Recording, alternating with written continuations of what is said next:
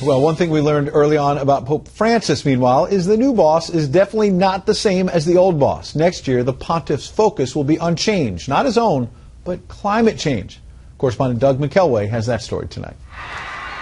Having briefly worked as a barroom bouncer when he was young, Pope Francis is no stranger to arguments. Now he has a big one on his hands, reportedly preparing an encyclical, a letter to bishops for next year, that calls on Catholics to fight climate change. It's already proving deeply divisive. The world is in trouble with climate change. The scientists have spoken, the Vatican and the U.S. bishops have accepted that science, and now we need to begin to act. To pick a contentious scientific issue, which even now, going on, almost 2 decades of no global warming, going on sea ice recovering, going on sea level rise, actually decelerating, on every metric from polar bears on down, the global warming narrative has weakened.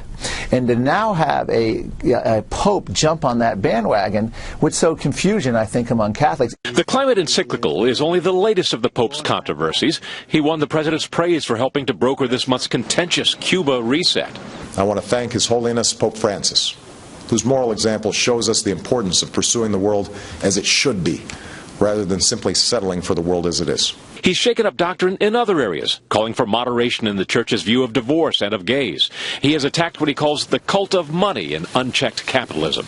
U.S. Cardinal Raymond Burke said in October that under Pope Francis, the Church is now like a ship without a rudder. Retired Cardinal Francis George of Chicago has said of the Pope's controversial statements, quote, "Does he not realize the repercussions?" One theologian believes the Pope relishes the fight. In this, Pope Francis is not afraid. He's making huge bets.